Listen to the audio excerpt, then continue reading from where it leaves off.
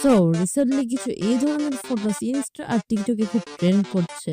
আর যেই পাচ্ছে সে তার ইমেজকে গিবলি স্টাইলে কনভার্ট করে নিচ্ছে। অনেকের মতে জিনিসটা ভালো, আবার অনেকের মতে জিনিসটা ভালো না। আর এই নিয়ে পুরো ওয়ার্ল্ডে একটা কন্ট্রোভার্সি চলছে। আর এটা শুরু হয় চ্যাট জিপিটি নিউ আপডেট থেকে, যেখানে নিজেদের ইমেজকে চ্যাট জিপিটিকে দিয়ে বলতে পারবে যে আমার ইমেজকে গিবলি স্টাইলে কনভার্ট করে দাও, সেটা সে কনভার্ট করে দেব। আর এটা তোমরা গ্রোকেও করতে পারবে। দেখো, গিবলি হচ্ছে একটা জাপানিজ অ্যানিমেশন স্টুডিও যারা Spirited Away, the Boy and the Heron এ ধরনের কিছু অস্কার প্রাপ্ত মুভিজ বানিয়েছে। তুমি নিশ্চয়ই তাদের বিরাট বড় একটা অ্যালবাম থেকে একটা মুভি তো দেখছোই। আর যদি না দেখো নো প্রবলেম, তাও এই ভিডিওটা শেষ পর্যন্ত দেখো, বিকজ এটা খুবই ইন্টারেস্টিং হতে চলেছে। তো আমি আজ জাস্টিফাই করব যে এটা কি এনিমে কমিউনিটির জন্য ভালো নাকি খারাপ। সো বেশি কথা না বাড়িয়ে লেটস স্টার্ট। তো গিবলির জার্নি শুরু করে এ বুড়া। স্ক্রিনে যাকে দেখতে পাচ্ছ তার নাম হাইয়াও মিয়াজাকি। সে তার 4 জন ফ্রেন্ড নিয়ে এ স্টুডিও মানে গিবলি অ্যানিমেশন স্টুডিওকে ফাউন্ড করে। আর স্টুডিও ফাউন্ডের পরের বছরই মানে 1986-এ এ স্টুডিও তার ফার্স্ট মুভি রিলিজ করে, যেটার নাম ক্যাসাল ইন দ্য স্কাই, যেটা খুবই হিউজ সাকসেস পায়। এরপরে তারা প্রিন্সেস মোনোনোকে নামে আরেকটি মুভি রিলিজ করে, যেটা তখনকার সময় সবচেয়ে বেশি এক্সপেন্সিভ মুভি ছিল। তারা এই মুভিটা বানাতে অনেক কষ্ট করে, আর তার ফলস্বরূপ এই মুভিটা বক্স অফিসে অনেক বেশি টাকা কামায়। আর গিবলি স্টুডিও টাকা গুনতে গুনতে 2001 সালে স্পিরিটেড অ্যাওয়ে নামে আরেকটি মুভি রিলিজ করে। আর এই মুভিটা গিবলির জন্য অনেক বেশি স্পেশাল ছিল, বিকজ মুভিটা পুরো বিশ্বের সামনে গিবলিকে তুলে ধরে। পরবর্তীতে এই মুভিটা অস্কারের জন্য নমিনেট হয়। আর গেস হোয়াট, মুভিটা অস্কার জিতেও নেয়।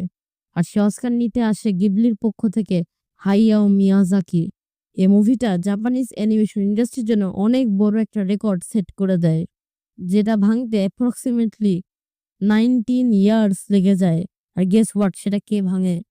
ডিমন স্লেয়ারের মুগেন ট্রেন মুভি। তারপর হায়াও মিয়াজাকি গিবলির কন্ট্রোল তার ফ্রেন্ড ইসাও তাকাতার কাছে দিয়ে সন্ন্যাস নিতে চলে যায়। Jokes about, but unfortunately Isao Takahata 2018 সালেই উপরের টিকিট কেটে চলে যায়। সো এক প্রকার বাধ্য হয়ে হায়াও মিয়াজাকিকে আবার গিবলির কমান্ড নিতে হয়। আর কমান্ড নিয়েই এ 80 বছরের বুড়া আবার অস্কার জিতে নেয়, বিকজ তার latest movie the Boy and the হেরনের জন্য। মানে বুড়ার ডেডিকেশন দেখছো? সন্ন্যাস থেকে এসে গিবলির কমান্ড আবার নেয়, আবার আবার নিয়েই আবার আরেকটা মুভি ডিরেক্ট করে সে মুভিতে অস্কারও জিতে নেয়। বাহ, তাই হয়ে যায় কি অস্থির বুড়ার জন্য। বয় অ্যান্ড দ্য হেরন মুভির মধ্যে যে হেরন মানে সে বুড়া করে সেই হেরনটা, সেটা কিন্তু হায়াও মিয়াজাকি নিজেকে রিপ্রেজেন্ট করছে। যারা মুভিটা দেখোনি, দেখার সময় জিনিসটা নোটিস করো। দেখো, এআই ইউজ করা জিনিসটা ঠিক আছে, তাই দিয়ে ইমাজিনেট করা তাও ঠিক আছে, বাট এটা ততক্ষণ পর্যন্ত ঠিক থাকে যতক্ষণ না তুমি একটা আর্টিস্টকে এআই দিয়ে রিপ্লেস করে দাও। মানে আমি বলতে চাচ্ছি এআই কে অ্যাজ আ টুল হিসেবে ইউজ করো, সেটা ভালো, বাট নট অ্যান আর্টিস্ট।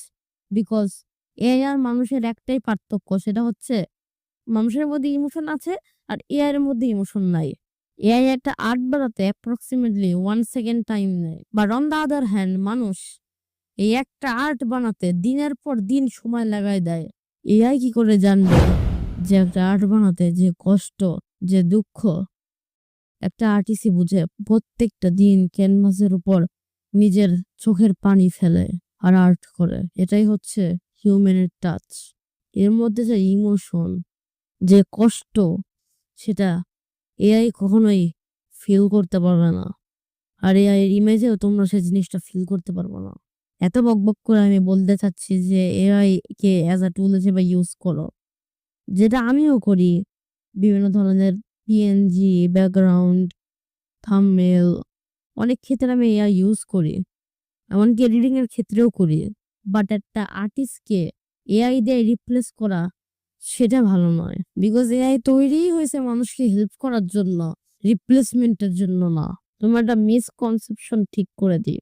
এই ক্লিপটা তোমরা দেখে মনে করতে পারো যে এই ক্লিপটা রিসেন্টলি এই বছরেরই, বাট শকিং নিউজ ইজ যে এই ক্লিপটা 2016 সালের।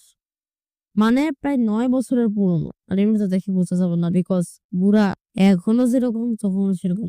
নাইস ফিটনেস আমার থাকলে কাজে যেত। আর মূলত তখন এআই তখন ইভলভ হচ্ছিল। তো কিছু লোকজন হায়াও মিয়াজাকিকে বলছিল যে, দেখেন মিয়াজাকি সাহেব, এনিমেতে নরমাল মুভমেন্ট ক্রিয়েট করতে আমাদের অনেক সময় লাগে। বাট যদি আমরা এআই ইউজ করি তাহলে আমরা অনেক অল্প সময়ের মধ্যে একটা মুভমেন্টকে ক্রিয়েট করতে পারবো। বাট হায়াও মিয়াজাকি উত্তরে বলে, দেখো, আমি কখনোই আর্টিফিশিয়াল ইন্টেলিজেন্স দিয়ে অ্যানিমেশন করা প্রিফার করি না। বিকজ হিউম্যানের যে টাচটা থাকে না, সেটা এআই এর মধ্যে নাই। আর সে লাস্টে বলে, এআই মানুষের জন্য ক্ষতিকর। তোমাদের একটা শকিং ফ্যাক্ট বলি, গিবলির যে অ্যানিমেশন তোমরা দেখো না, সেটা পুরোপুরি 99%ই হ্যান্ড ড্রন। এটাই গিবলির লেগাসি। আর ক্যারেক্টার ডিজাইন সবই হায়াও মিয়াজাকি নিজেই করে। সো তার একটু হলেও খারাপ তো লাগবেই যে আমি এত কষ্ট করে ক্যারেক্টার ডিজাইন করি আর যেটা এক ক্লিকেই তৈরি হয়ে যাচ্ছে। এই টপিকের উপর নিজের ওপিনিয়ন বিল্ড করো। বিকজ এই ভিডিওতে আমি জাস্ট নিজের ওপিনিয়নটা দিচ্ছি। আর যদি তোমরা অন্য ক্রিয়েটরদের ভিডিও দেখো, তারাও নিজেদের ওপিনিয়নই দিচ্ছে। সো এটা এরকম না যে অন্য একজন কিছু একটা বললো সেটা আমি বিশ্বাস করে নিলাম যে হ্যাঁ এটাই সত্যি, বা সেটা না। তোমার উচিত নিজের ওপিনিয়ন বিল্ড করা এই টপিকটার উপর যে হ্যাঁ জিনিসটা সঠিক কি সঠিক না। সো নিজের ওপিনিয়নটা খুঁজে বের করো যে এই জিনিসটা ভালো নাকি খারাপ। See you in another time. ততক্ষণের জন্য তোমরা এই ভিডিওতে দেখো। আমি তোমাদের সাথে সেখানেই আবার দেখা করবো।